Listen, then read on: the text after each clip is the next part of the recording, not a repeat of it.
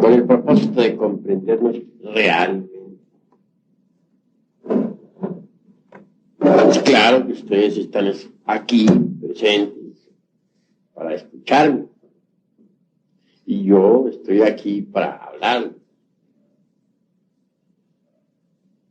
Pero es necesario que entre nosotros haya una verdadera comunión de almas,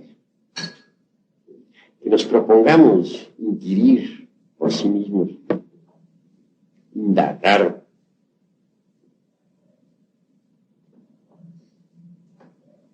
buscar, tratar de saber con el objetivo evidente de lograr una orientación en el camino de la autorrealización íntima del ser. Saber escuchar es muy difícil. Saber hablar es más fácil. Sucede que cuando se escucha, se necesita estar abierto a lo nuevo, con mente espontánea, libre de preconceptos, de prejuicios, etc. Mas sucede que el ego, el yo, el mí mismo, no sabe escuchar. Todo lo traduce a sus prejuicios. Todo lo interpreta de acuerdo con lo que tiene almacenado en el centro formativo. ¿Cuál es el centro formativo? La memoria. ¿Por qué se le llama centro formativo?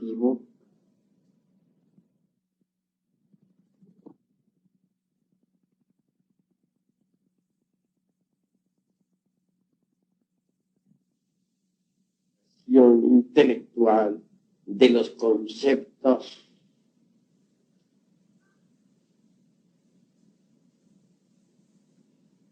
Entendido esto, sí hace urgente aprender a escuchar con mente nueva. No, repito, con lo que se tiene almacenado en la memoria. Después de este preámbulo, vamos a tratar de ponernos de acuerdo ustedes y yo sobre conceptos, ideas, etc.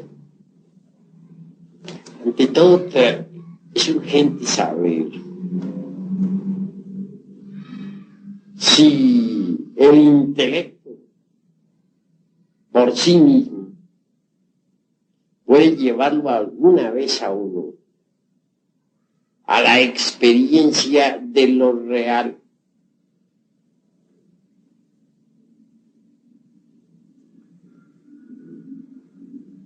Existen brillantes intelectos, eso no lo podemos negar. Pero estos nunca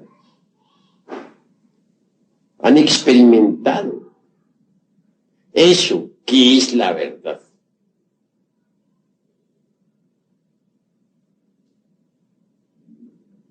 Ante todo, no está de más saber que existen tres mentes en nosotros. A la primera podríamos denominarla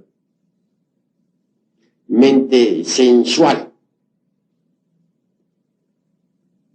A la segunda la consideramos como mente intermedia. Y la tercera es la mente interior.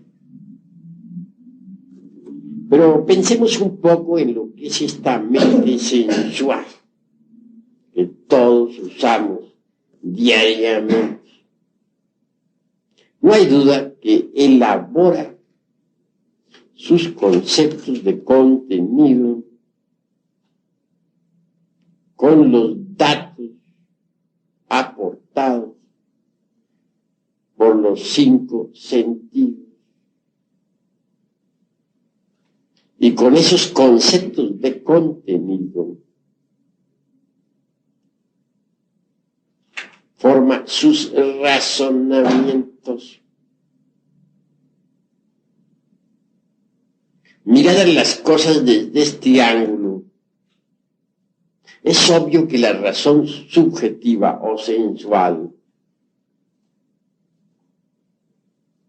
tiene por basamento las percepciones sensoriales externas. Si como único resorte de sus funcionalismos están exclusivamente los datos aportados por los 5 sentidos, indubitablemente no tendrá acceso totalmente a algo que se escape del círculo vicioso de las percepciones sensoriales externas. Eso es obvio. Nada podrá saber talmente sensual sobre lo real, sobre los misterios de la vida y de la muerte, sobre la verdad, sobre Dios, etc. Pues, ¿de dónde podría sacar talmente información? Si su única fuente de nutrición son los datos aportados por los sentidos. Obviamente no tiene con qué poder conocer lo real. Me vienen estos momentos a la memoria algo muy interesante. Hubo una vez un gran congreso en Babilonia, en la época de los esplendores egipcios. Vinieron gentes de Asiria, Egipto, Fenicia, etcétera, al citado congreso.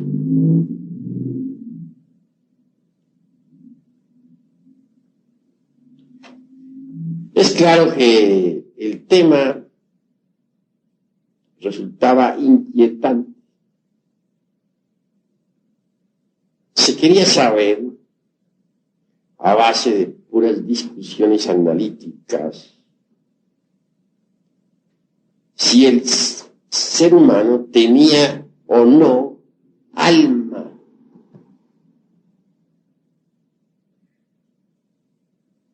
Entonces, obviamente ya los 5 sentidos ya habían degenerado demasiado. Solo así podemos explicarnos que las gentes escogieran ese tema como motivo de todo un congreso. En otros tiempos, un congreso así hubiera resultado ridículo. Nunca se le hubiera ocurrido a los lemures celebrar un congreso de este tipo. La gente del continente Mu le bastaba salirse del cuerpo y saber si tenía o no tenía algo. Lo hacían con una facilidad sorprendente. no estaban propiamente atrapados por el organismo físico, de manera que un tema de este tipo solamente podría ocurrirle a una humanidad ya involucionada, decadente, degenerada. Lo cierto fue que, tanto a favor como en contra de la cuestión alma, hubieron muchas discusiones. Al fin subió a la tribuna de la elocuencia un gran sabio, asirio. Ese hombre se había cultivado en Egipto.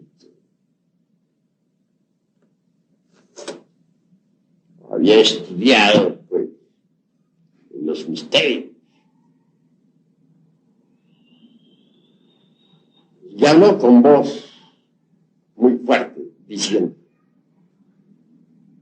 la razón nada puede saber sobre la verdad, sobre lo real, sobre el alma,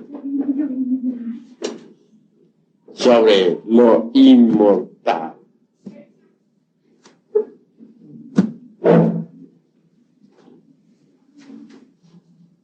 La razón, lo mismo sirve para sostener una teoría espiritualista que una materialista.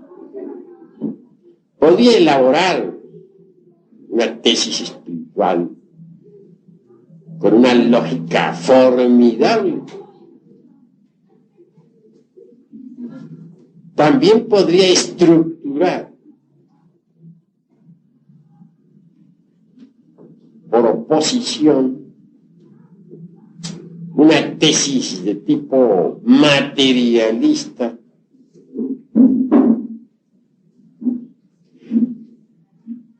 con una lógica de tipo similar.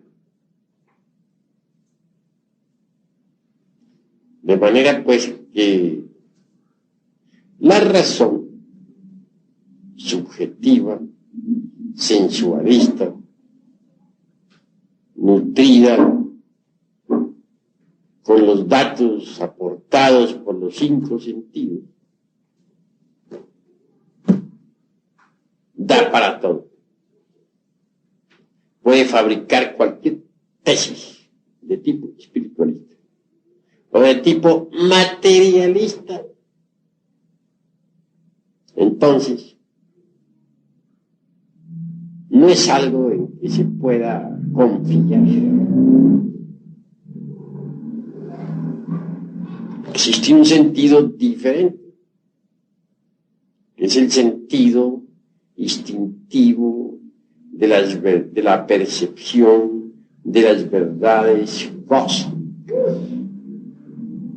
Es una facultad del ser. Pero la razón subjetiva por sí misma no puede verdaderamente darnos ningún dato sobre la verdad, sobre lo real. Nada puede saber la razón sensualista sobre los misterios de la vida y de la muerte. Así habló aquel sabio. Y dijo aún más: ustedes me conocen. Tengo prestigio entre ustedes. Saben muy bien que vengo de Egipto. No ignoran que mi vida ha sido de estudio. Y mi mente sensualista no podría aportar datos sobre lo real.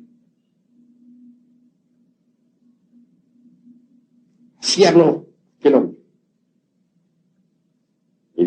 Y concluyó diciéndole: ustedes no pueden saber con su racionalismo nada sobre la verdad, sobre el alma, sobre el espíritu. Porque la mente racionalista no puede saber nada de esas cosas. Bueno, habló aquel hombre con mucha elocuencia, y luego se retiró. Se apartó definitivamente de todo escolasticismo. Prefirió dejar a un lado el racionalismo subjetivista y permitir o desarrollar en sí mismo, mejor dijera, aquella facultad del ser ya citada por mí, que se conoce como percepción instintiva de las verdades cósmicas, facultad que otrora tenía la humanidad en general, pero que se atrofió conforme el yo psicológico, el mí mismo o el sí mismo, se fue desarrollando. Aquel sabio sirio, educado en Egipto, dicen que apartado de toda escuela, se fue pues a cultivar la tierra y a confiar exclusivamente en esa prodigiosa facultad del ser conocida como percepción instintiva de las verdades cósmicas. Pero vamos aún un poco más lejos. Hay una mente diferente a la mente sensual. Quiero referirme en forma enfática a la mente intermedia.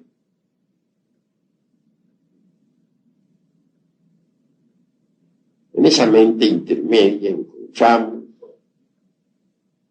las creencias religiosas de todo tipo. Obviamente los datos aportados por las religiones al fin y al cabo tienen cabida en la mente intermedia.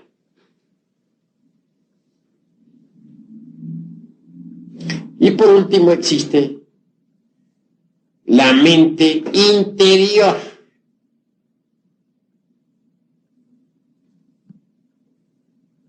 Esto es algo que debemos esclarecer.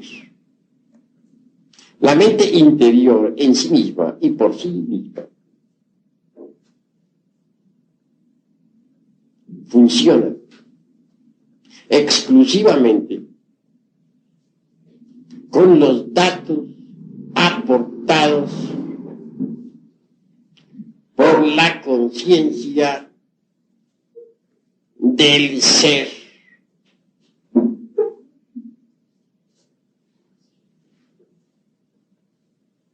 La mente interior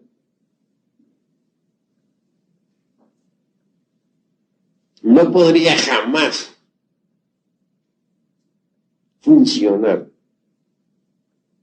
sin esos datos que proporciona la conciencia interior del ser. He ahí las tres mentes. La mente sensualista en el Evangelio es conocida con todas sus teorías y demás como la levadura de los saduceos. Jesús el Cristo advierte diciendo: cuidaos de la levadura de los saduceos, es decir, de las doctrinas materialistas, ateístas, como la dialéctica marxista.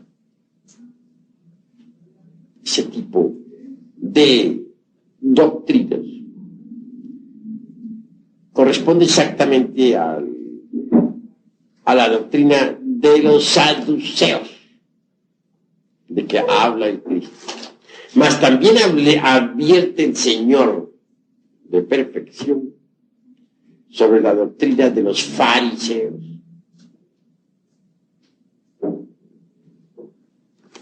Esa doctrina de los fariseos corresponde a la mente intermedia.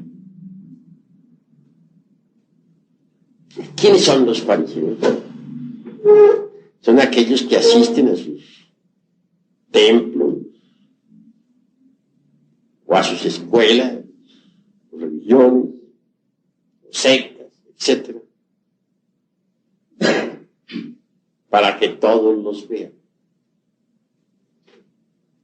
Escuchan la palabra, pero no la hacen dentro de sí mismos. Son como el hombre que se mira en un espejo y da la espalda y se va. Únicamente asisten para que otros los vean. Pero nunca trabajan sobre sí mismos. Y eso es gravísimo. Tales gentes se contentan con las meras creencias. No les interesa la transformación íntima.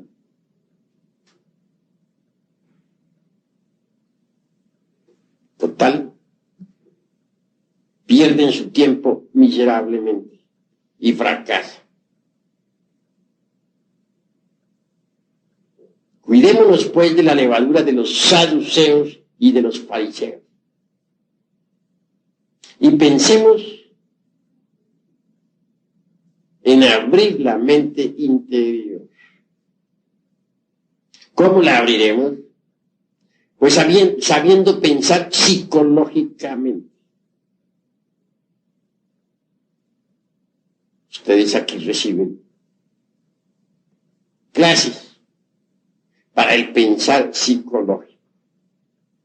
Si uno aprende a pensar psicológicamente, logra al fin abrir la mente interior. La mente interior, repito, funciona con los datos de la conciencia superlativa del ser.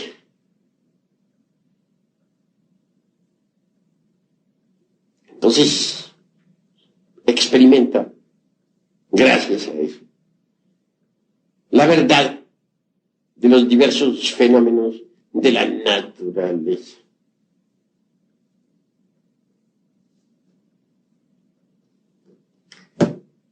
Con la mente interior abierta, podemos nosotros hablar, por ejemplo, sobre la ley del karma. Ya no por lo que otros digan o dejen de decir,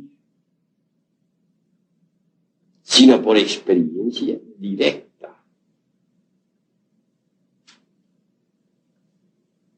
También con la mente interior abierta.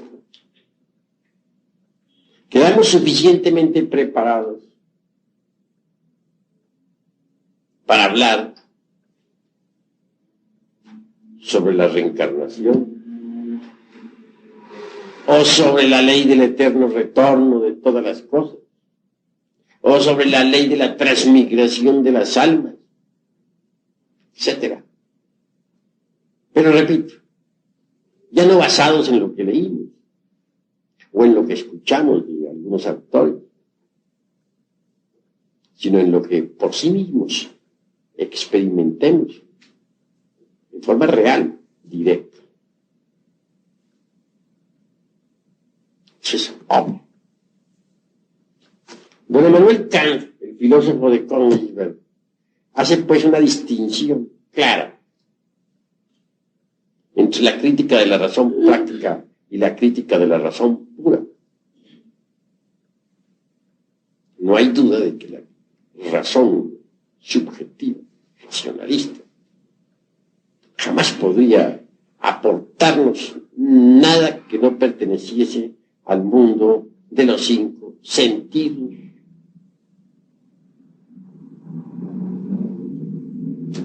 El intelecto por sí mismo es racionalista y subjetivo.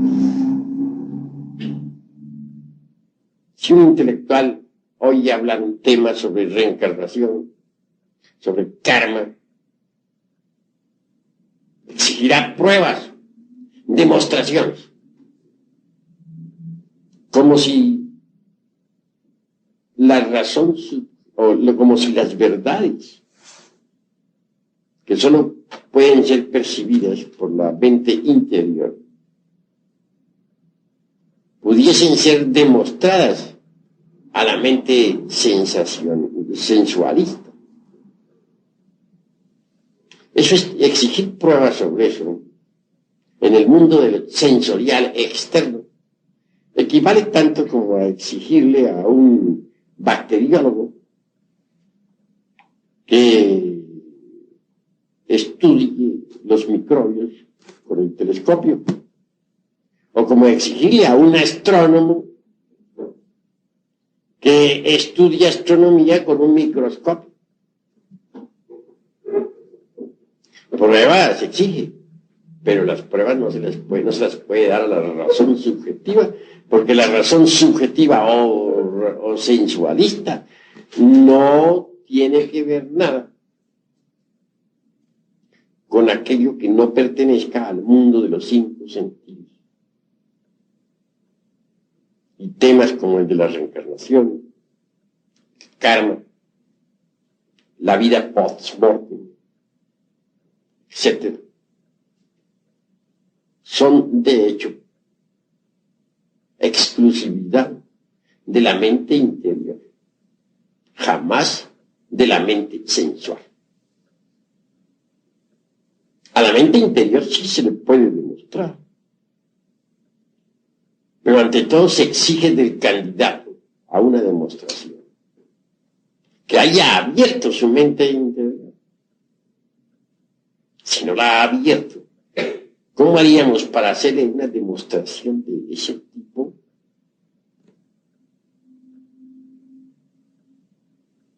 Obviamente aquello sería imposible, ¿verdad?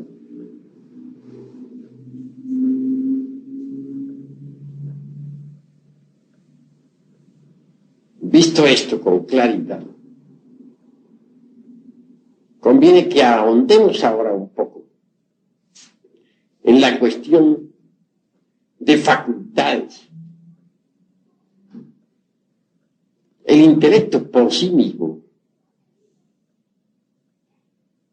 es una de las facultades más toscas en los niveles del ser.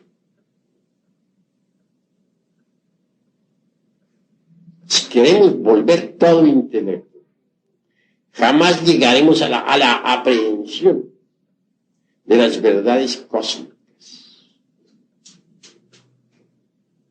Indubitablemente,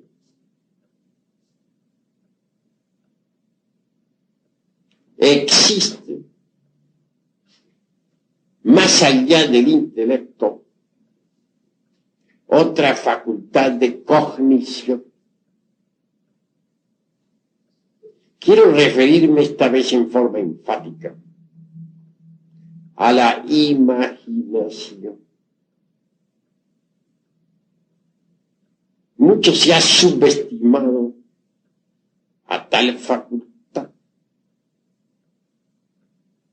Algunos hasta la denominan despectivamente con el título de la loca de la casa. Título injusto, que si no fuera por la imaginación, no tendríamos esta grabadora, no existiría el automóvil, no existiría el ferrocarril, etc.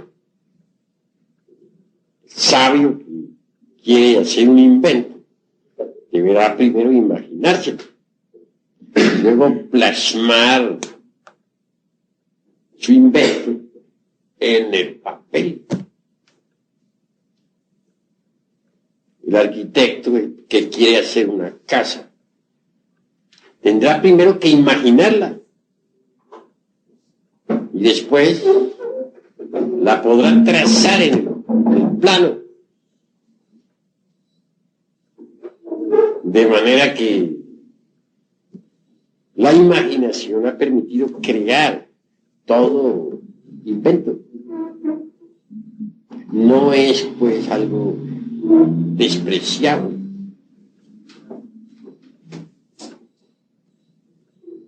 Que hay varias clases de imaginación, no lo podemos negar. La primera podríamos denominarla nosotros imaginación mecánica. Tal tipo de imaginación es la mismísima fantasía. Obviamente ella está constituida con los desechos de la memoria. No sirve. Y es hasta perjudicial. Mas existe en verdad otro tipo de imaginación.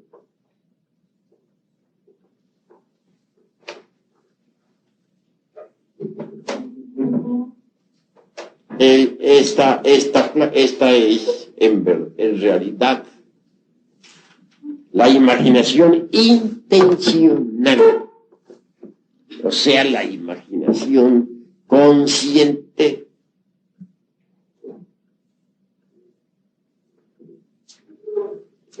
Obviamente, la misma puede desarrollarse espléndidamente y darnos acceso al ultra de todas las cosas. La naturaleza misma posee imaginación. Eso es obvio.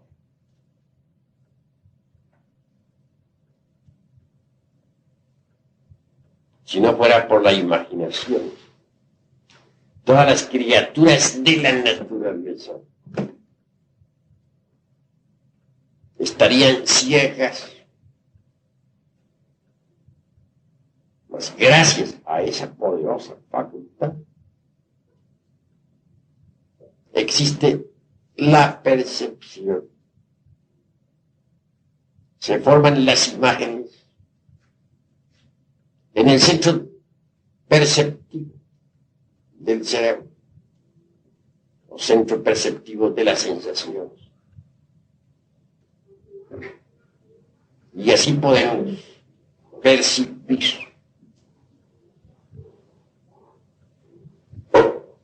la imaginación creadora de la naturaleza.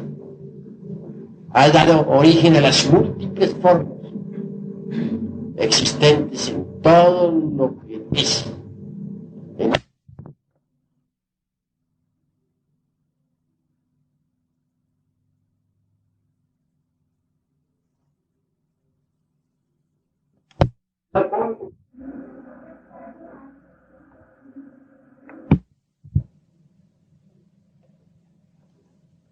Me refiero a épocas como la de los hiperbóreos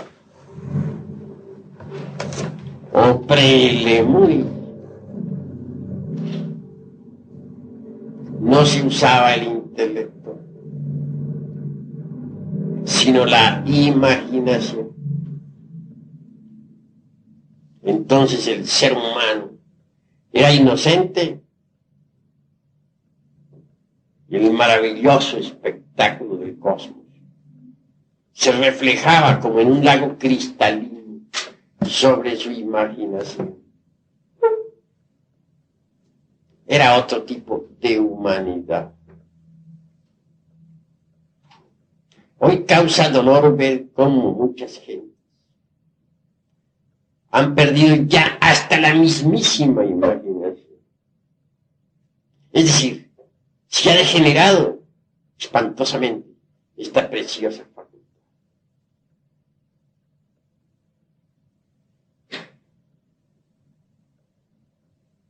Es posible desarrollar la imaginación. Esto nos llevaría más allá de la mente sensual. Esto nos enseñaría a nosotros a pensar psicológicamente. Ya dijimos y repetimos que solo el pensar psicológico puede abrirnos las puertas de la mente interior.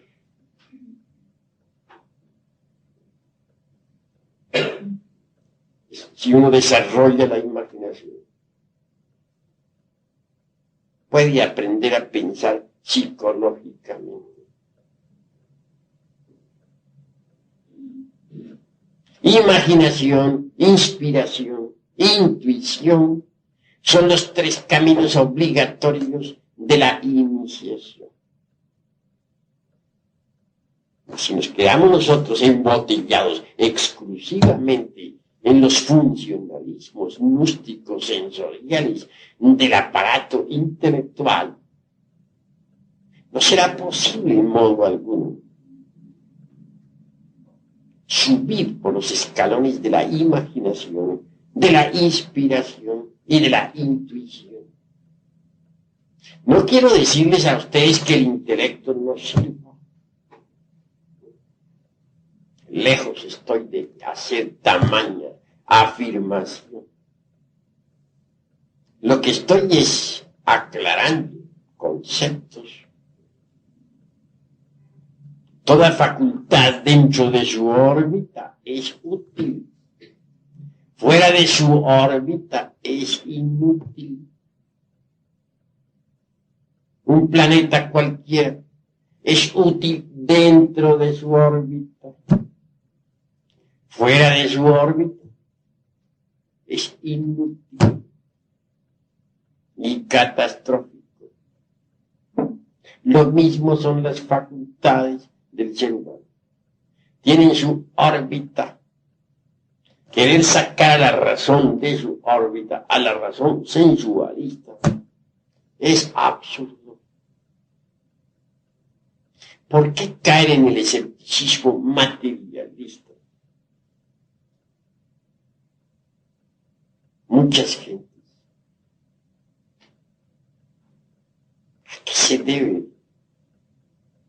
que a unos estudiantes del pseudoesoterismo y pseudo-ocultismo tan en boga en estos tiempos estén luchando siempre contra las dudas?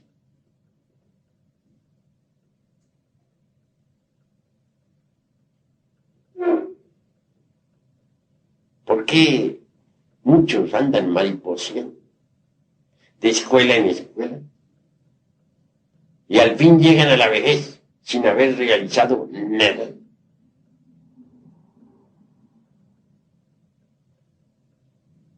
A través de la experiencia he podido observar que aquellos que se quedan embotellados en el intelecto fracasan. O aquellos que quieren comprobar con el intelecto las verdades que no son del intelecto, fracasan. Cometen estos el error de querer estudiar astronomía, hablando en forma simbólica, con el microscopio, o estudiar bacteriología con el telescopio. Dejemos a cada facultad en su lugar, en órbita. No la saquemos de su órbita. Necesitamos pensar psicológicamente. Y es obvio, debemos rechazar de plano la doctrina a levadura de los saduceos y de los fariseos y aprender a pensar psicológicamente. ¿No sería esto posible si continuáramos embotellados dentro del intelecto? Entonces más vale que empecemos a subir por la escala de la imaginación. Posteriormente pasaremos al segundo escalón, que es el de la inspiración. Y al fin llegaremos a la intuición. Pero veamos cómo se desarrolla la imaginación.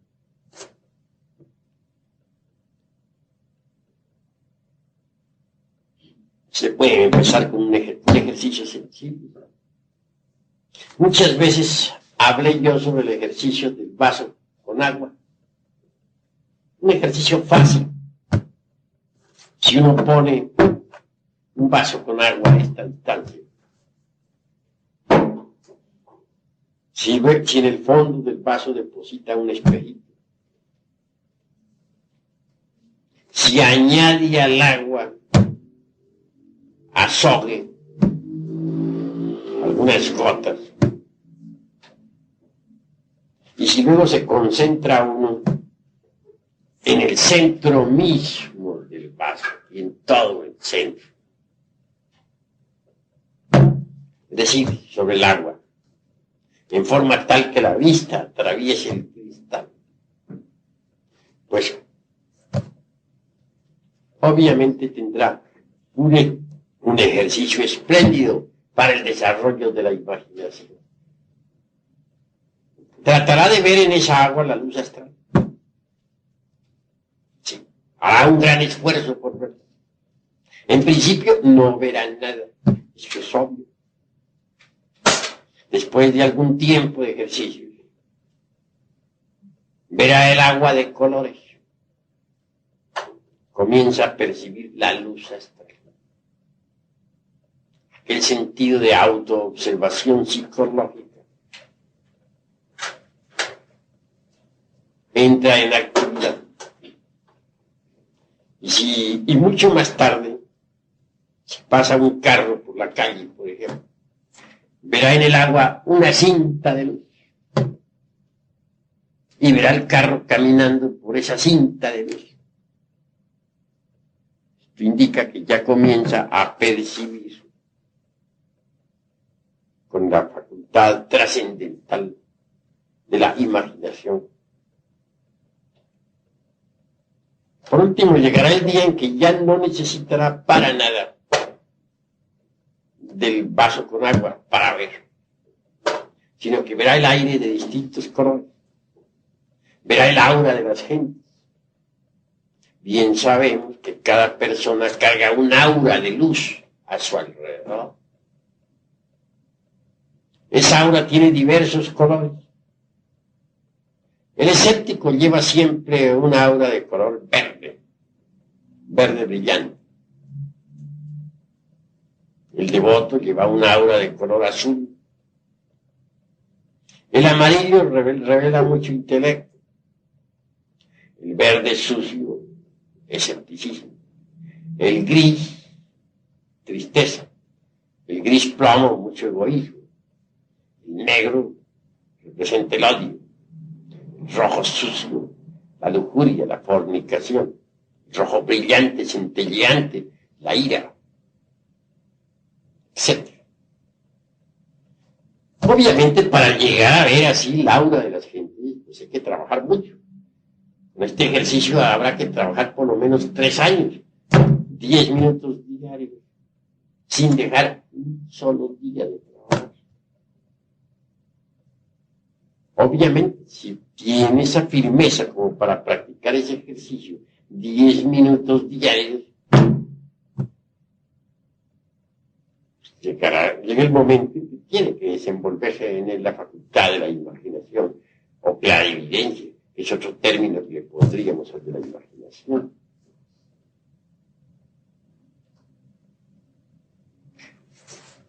Pero ese no sería el único ejercicio para el desarrollo de esa preciosa facultad. Se necesita algo más. Se necesita de la meditación.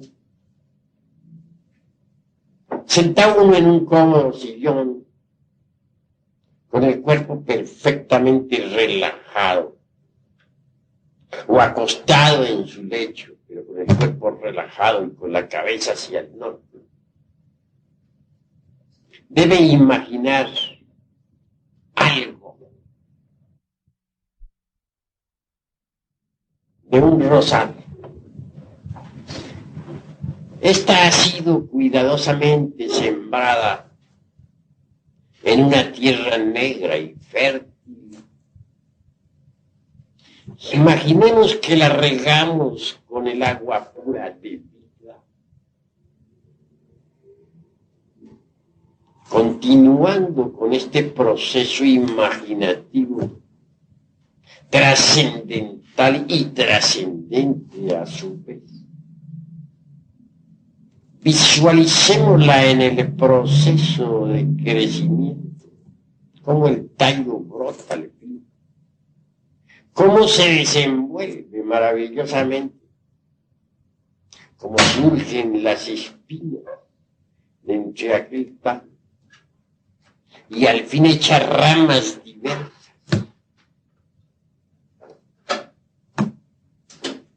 Imaginemos cómo a su vez aquellas ramas se cubren de hojas, hasta que al fin aparece un capullo que se entreabre deliciosamente y es la rosa. En estado de manteiga, como dijeran los iniciados de Eleusis, hablando a lo griego, tal vez hasta a lo órfico, diríamos que conviene hasta sentir en sí mismos el aroma delicioso. Se escapa de entre los pétalos rojos o blancos de la preciosa rosa.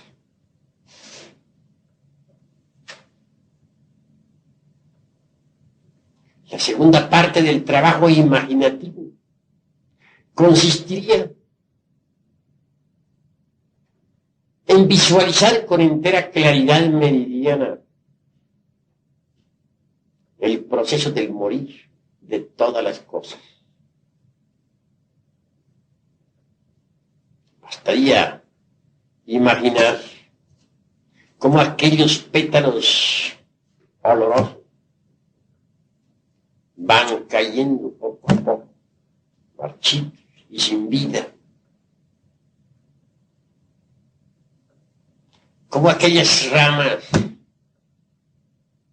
otra fuerte, se convierten después de algún tiempo en un montón de leños. Y al fin llega el huracán, el viento, que arrastra a todas las hojas y a todos los leños. Es una meditación de fondo sobre el proceso del nacer y del morir de todas las cosas.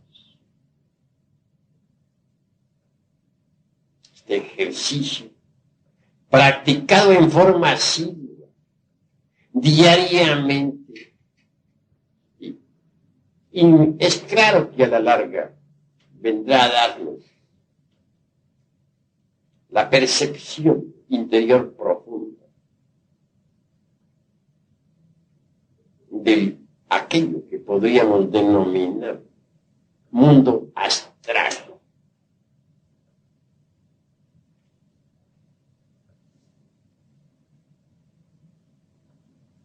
Ante todo, es bueno advertir a todo aspirante que cualquier ejercicio esotérico, incluyendo este ya citado, requiere de parte del discípulo la continuidad de propósitos. Porque si practicamos hoy y mañana no, cometemos un gravísimo error. Solo habiendo de verdad aplicación en el trabajo esotérico, es posible el desenvolvimiento de esa facultad preciosa de la imaginación. Una vez que durante la meditación surja en nuestra imaginación algo nuevo, algo distinto a la rosa, es señal evidente de que ya estamos progresando. En principio, las imágenes carecen de colorido, pero conforme trabajamos, ellas se van revistiendo de múltiples encantos y colores. Si progresaremos en el desarrollo interior profundo,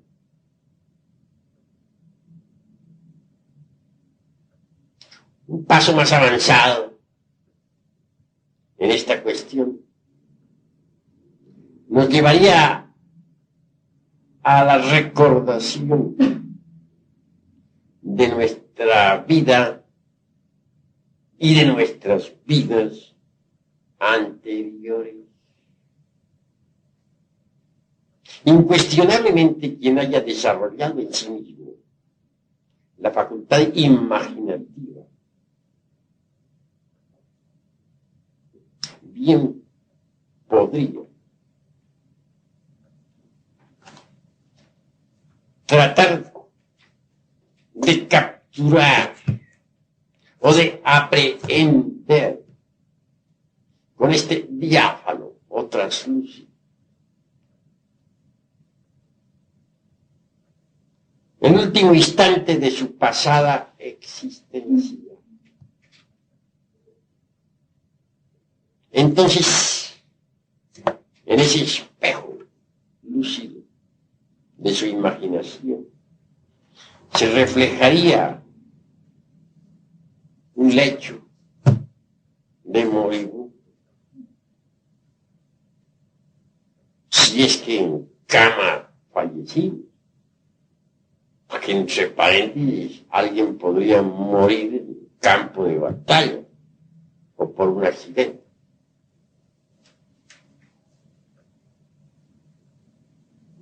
Sería interesante ver a sus seres queridos, a esos que en la pasada existencia, en la hora suprema,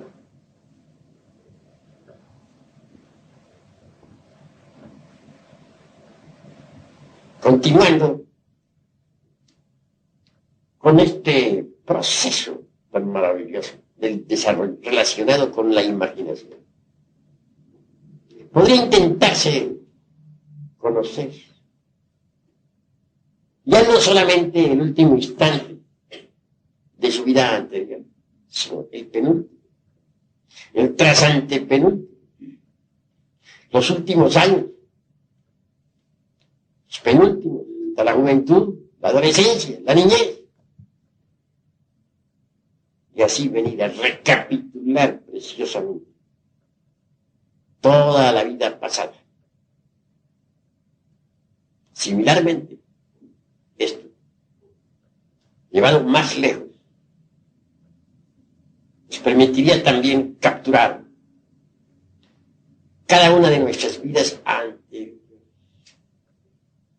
Y así vendríamos por experiencia directa, viva,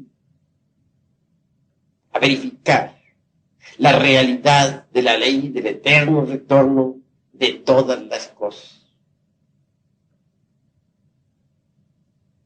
No es el intelecto precisamente el que puede verificar esa realidad. Con el intelecto podemos discutir tal tema, o afirmarlo, o negarlo, pero eso no es verificación.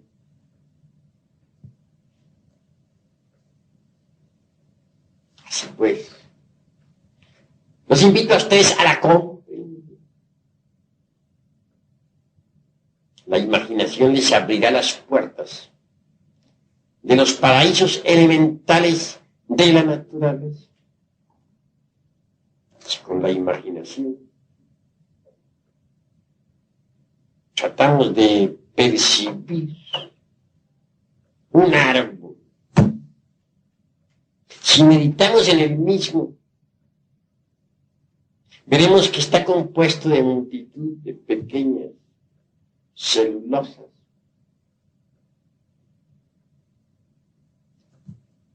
Percibiremos su fisiología, sus raíces, Mas también lograremos ahondar un poco más y ver directamente la vida íntima del árbol. No hay duda de que este posee eso que podríamos denominar esencia o alma.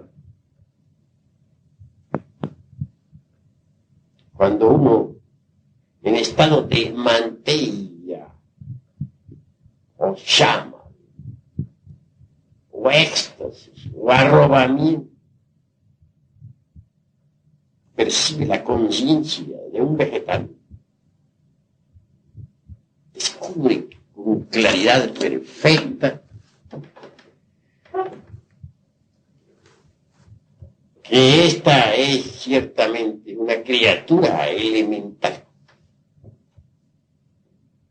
una criatura que tiene vida, no perceptible para los 5 sentidos,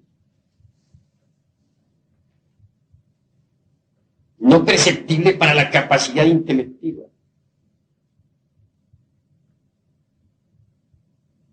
excluida completamente del terreno místico sensorial,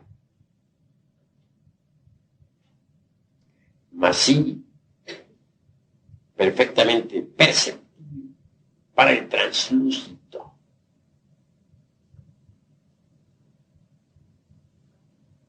Interesante, resulta que en pasos posteriores se puede llegar a conversar, a platicar con ese elemental.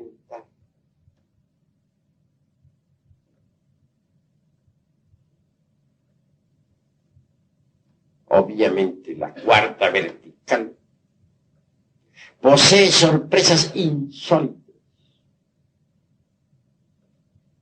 Indubitablemente el Edén de que nos habla la Biblia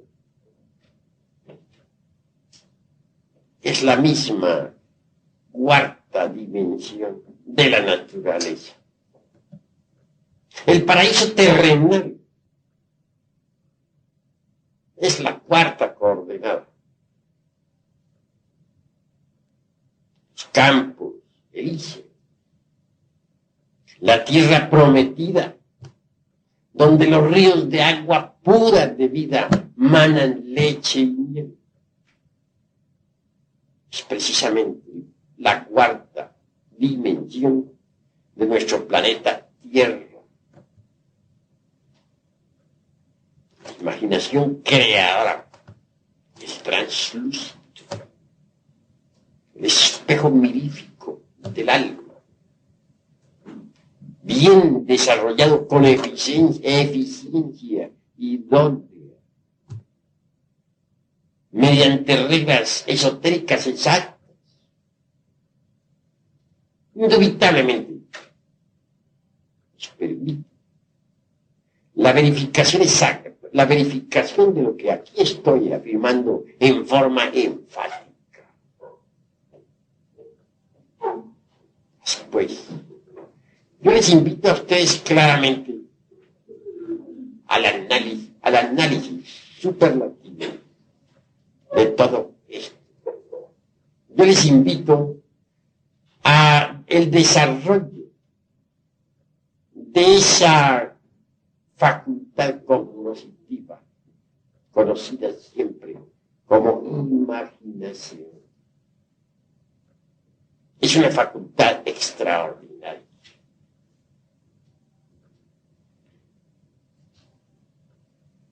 En la cuarta vertical descubrimos templos extraordinarios. Y es que la vida elemental está clasificada por el logos.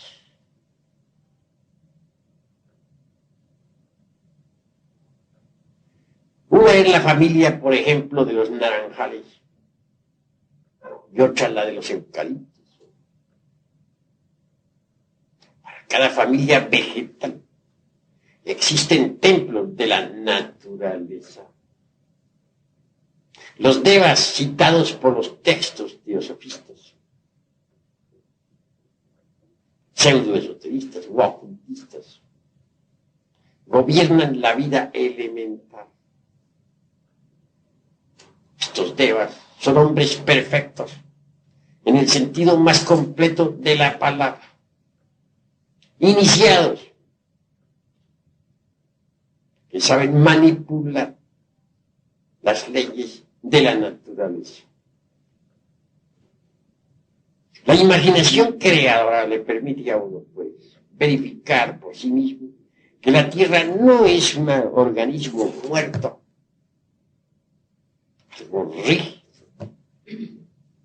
una costra física, desprovista de vida.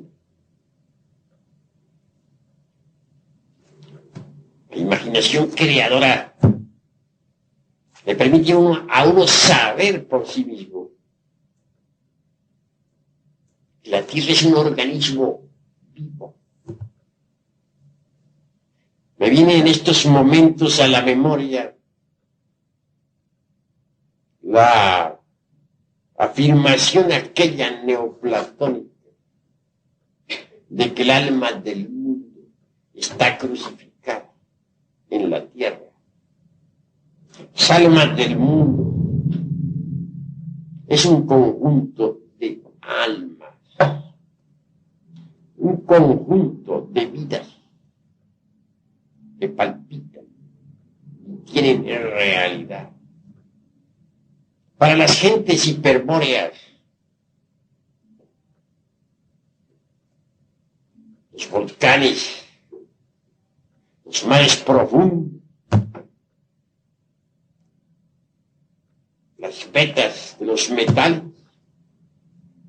las gargantas de las montañas, el huracanado viento, el fuego flamígero, las fieras rugientes, o las aves, no eran sino el cuerpo de los dioses. No veían aquellos hiperbóreos en la tierra algo muerto. Para ellos el mundo era algo vivo, un organismo que tenía vida y la tenía en abundancia. Entonces se parlaba en el orto purísimo de la divina lengua, que como un río de oro corre bajo la selva espesa del sol. Aquel que sabía tañir la lira, arrancaba de la misma las más extrañas sinfonías. Todavía por esos tiempos no había caído sobre el pavimento del templo la lira de Orfeo, hecha pedazos. Esos eran otros tiempos. Esa era la época de la antigua Arcadia, cuando se rendía culto a los dioses de la aurora y cuando se festejaba cada nacimiento, culto a los dioses de la aurora,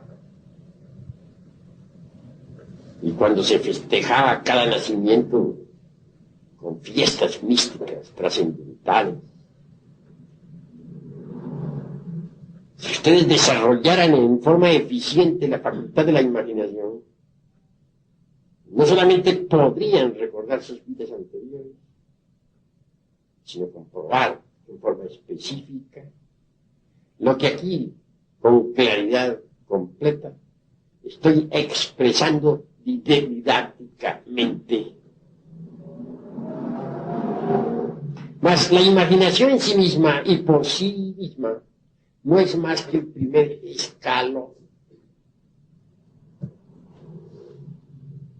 Un segundo escalón más elevado nos lleva a la inspiración.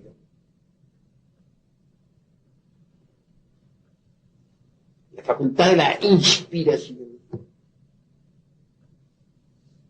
nos permite platicar cara a cara con toda partícula de vida elemental. La facultad de la inspiración nos permite sentir de nosotros mismos el palpitar de cada corazón.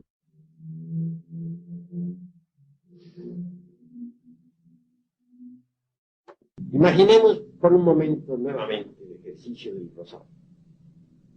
Si después de todo, si concluido el meditar en el nacer y en el morir del mismo, desaparecieron los leños y los pétalos de la flor, queremos saber algo más. Necesitamos de la inspiración. Ha nacido la planta, ha dado frutos, ha muerto, y después de todo, ¿qué? Entonces necesitamos de la inspiración para saber cuál es el significado de ese nacer y de ese morir de todas las cosas. La facultad de la inspiración es todavía más trascendental y necesita un gasto de energía mayor.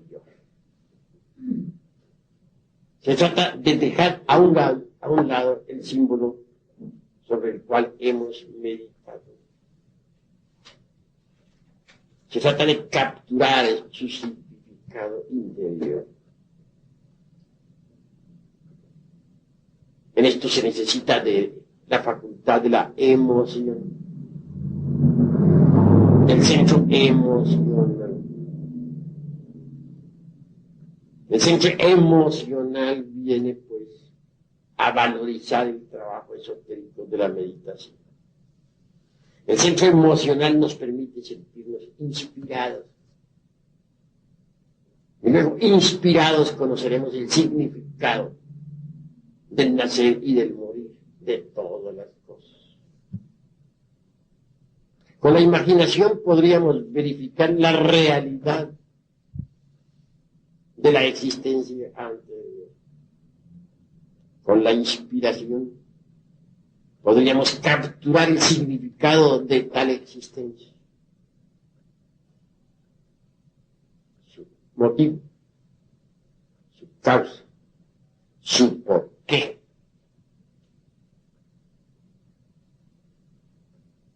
La inspiración, pues, está un paso más allá de la facultad de la imaginación creadora.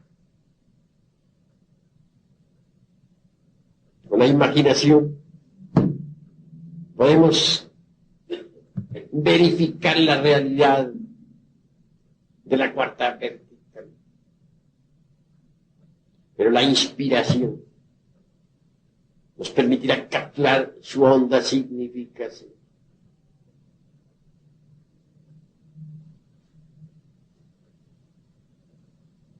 Por último, más allá de la facultad de la imaginación y de la inspiración, tenemos que llegar nosotros a las cimas de la intuición. Así pues, imaginación, inspiración, intuición son las tres escalas de la iniciación. La intuición es algo diferente. Volvamos al rosal de nuestro ejemplo.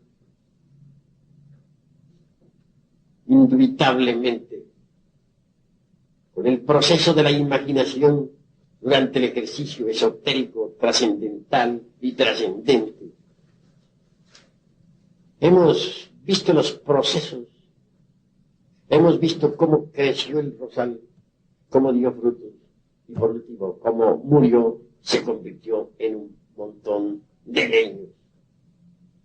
La inspiración nos permitirá conocer el significado de todo eso. Pero la intuición nos llevará a la realidad espiritual de eso. Entonces penetraremos con esa preciosa facultad superlativa en un mundo exquisitamente espiritual.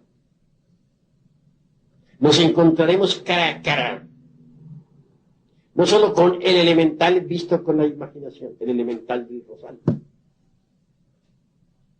sino aún más. Nos encontraremos con la chispa virginal, o la mónada divinal, o partícula ígnea suprema del rosal. Penetraremos en un mundo donde hallaremos a los Elohim, creadores citados por la Biblia, mosaica o hebraica. Veremos a toda la hueste creadora del ejército de la palabra. Es decir, hallaremos al demiurgo creador del universo.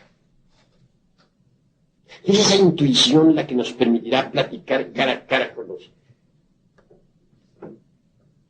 arcangeloides,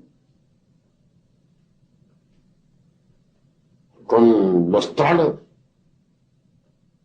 Ya no serán para nosotros una mera especulación o creencia, sino una realidad palpable, manifiesta.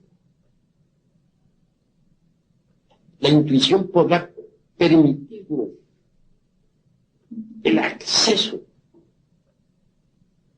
a las regiones superiores del universo y del cosmos. Por medio de la intuición podremos estudiar cosmogénesis, antropogénesis, etc. La intuición nos permitirá penetrar en los templos de la fraternidad universal blanca, en los templos de los Elohim, o Prajapatis, o Kumarás, o tronos.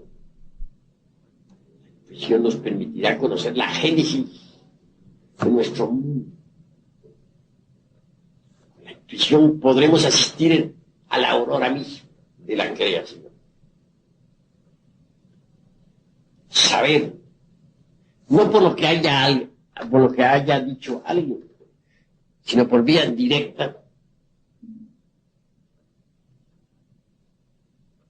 cómo surgió este mundo de entre el caos. ¿Qué forma fue creado?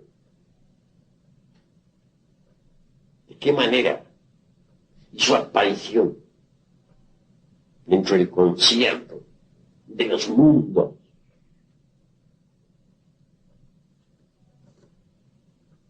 La intuición, pues, nos permitirá saber ya de forma específica y directa lo que no saben los brillantes intelectos de la época. Pues existen muchísimas teorías en relación con el mundo, con el universo, con el cosmos. Y estas pasan de moda constantemente, como los remedios de farmacia, como las modas de las damas o de los caballeros. A una teoría le sigue otra, y a otra. Y al cabo el intelecto no hace sino especular y fantasear a lo lindo, sin poder experimentar jamás lo real. Pero la intuición le permite a uno conocer lo real. Es una facultad cognoscitiva trascendental. Grandioso es poder asistir al espectáculo del universo, sentirse uno por un momento aparte de la creación, mirar el mundo como si este fuese un teatro y uno un espectador. Evidenciados como un cometa sale del caos, surge pues del no ser, que es el real ser, cualquier unidad cósmica, etc. Es la intuición la que le permite a uno saber que la Tierra existe por el karma de los dioses, porque si no, no existiría. Es la intuición la que le permite a uno verificar el crudo realismo de tal karma. Ciertamente, aquellos Elohim, Prajapati, o ángeles, en su conjunto constituyen lo divinal, actuaron en un pasado ciclo de manifestación, mucho antes de que la Tierra y el sistema solar hubieran surgido a la existencia. Veamos un caso muy simpático. Mucho se discute sobre la luna. Piensan muchas gentes de que este es un pedazo de tierra lanzado por la fuerza centrífuga del universo al espacio. Algo así como quien dispara un cohete atómico. Mas la intuición le permite a uno verificar las cosas en forma completamente diferente. La intuición le permite a uno saber que la luna es muchísimo más antigua que la Tierra. Por algo es que nuestros antepasados de Anáhuac decían la abuela luna. Ella es obviamente nuestra abuela. Ella es la madre de la tierra, y la tierra es la madre de nosotros, total es nuestra abuela. Conceptos sabios de Anáhuac.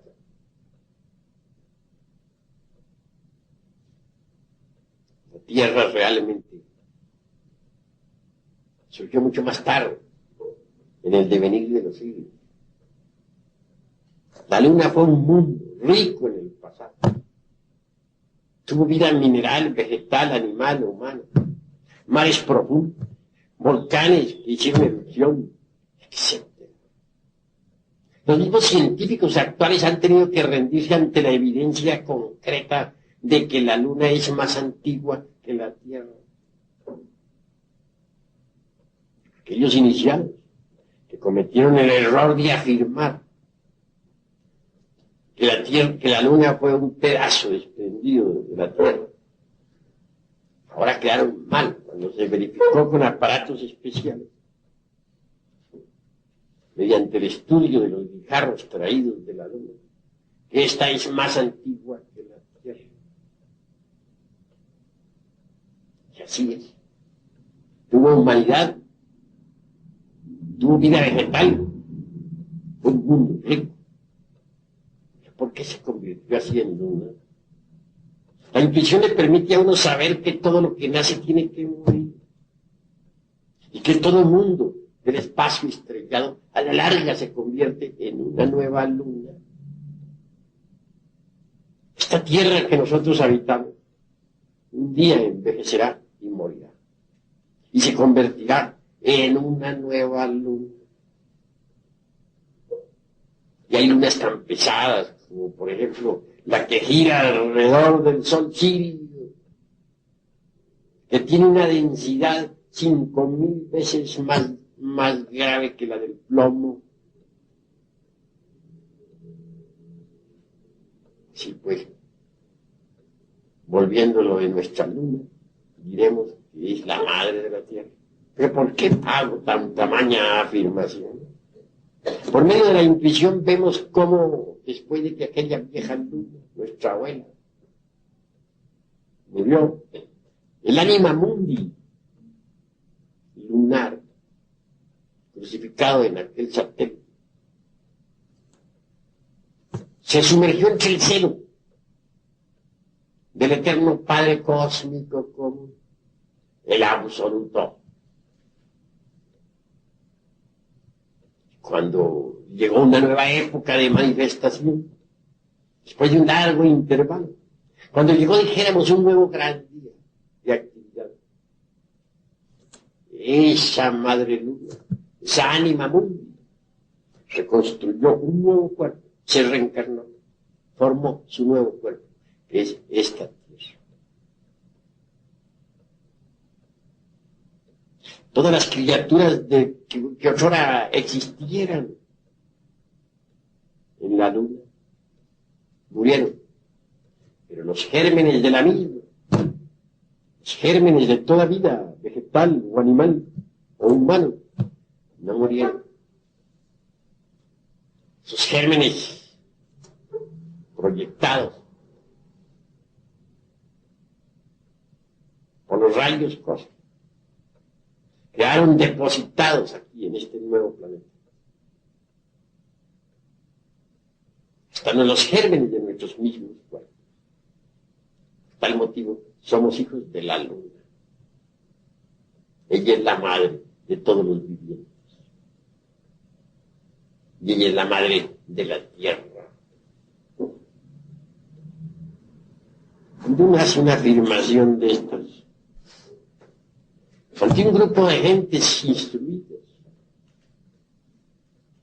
ante los eruditos del intelecto, ante aquellos que están acostumbrados a jugar malabares con la mente, ante los fanáticos de los silogismos, y de los prosilogismos, y de los esilogismos, del racionalismo subjetivista, pues obviamente se expone a la burla, al sarcasmo, a la ironía, a la refa, a la sátira.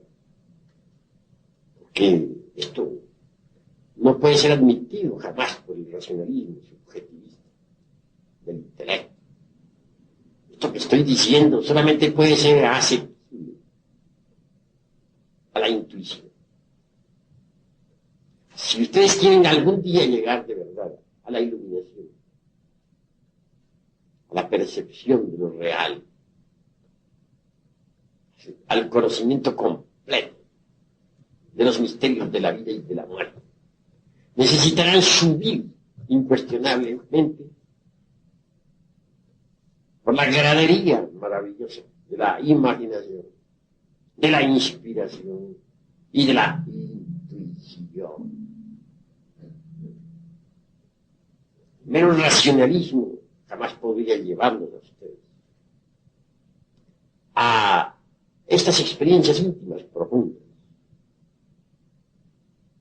No, en modo alguno nos pronunciaríamos nosotros contra el intelecto. Lo que queremos es especificar funciones. Y eso no es un delito. Indubitablemente el intelecto es útil dentro de su órbita.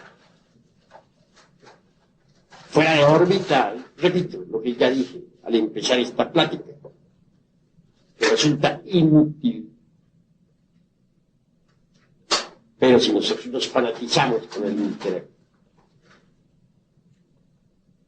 y de plano nos negamos a querer subir por los escalones de la imaginación, jamás llegaríamos indubitablemente a pensar psicológicamente.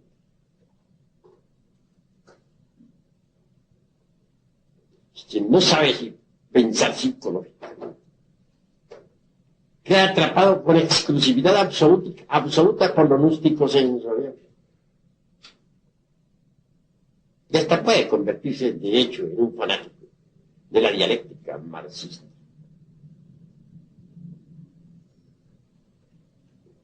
Solo el pensar psicológico abrirá la mente interior. Eso es. Quien ha subido por los escalones de la inspiración y de la intuición, indubitablemente, de hecho, ha abierto las puertas maravillosas de la mente interior. Surgen los intuitos desde adentro, se expresan a través de la mente interior. Es decir, la mente interior sirve de vehículo a los intuitos. Esta mente interior es la misma razón objetiva, especificada claramente por un Jeff, o por un Spencer, o por un Colin, o por un Nikon. Poseer razón objetiva, haber abierto la mente interior.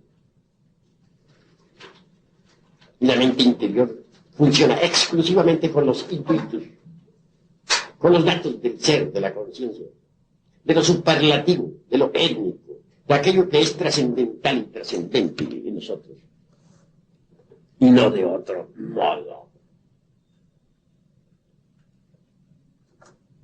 Bien.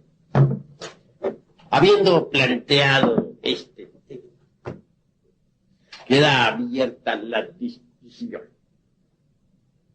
El que quiera preguntar algo puede preguntarlo con la más entera libertad. El que no esté de acuerdo puede refutar libremente, porque aquí hay libertad de palabra para todos. De manera que puede hablar. Maestro, me gustaría saber si existe alguna diferencia entre intelecto y mente. Pues el intelecto y la mente, en el fondo, son lo mismo. Pero la mente no cultivada no es intelecto. La mente cultivada es intelecto. Alguien podría ser muy inteligente y sin embargo no poseer intelecto. Sí, pues, no hay diferencia sustancial, sino accidental. Distínguase entre potencia y accidente, de acuerdo con la lógica formal.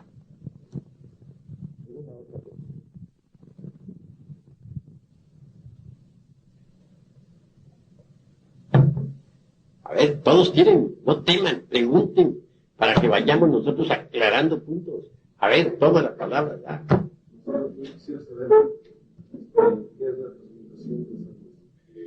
Bueno, con mucho gusto, pero nos hemos salido del tema.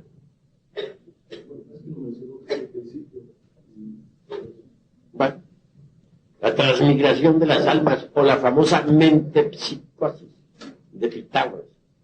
Precisamente en este momento en que tú haces esa pregunta, me viene a la memoria un caso interesante. Algún día por esas calles de Atenas ladró un perro. Y no solamente ladró, sino chilló también. Y aulló. Bueno, lo cierto fue que Pitágoras andaba por ahí junto con sus discípulos.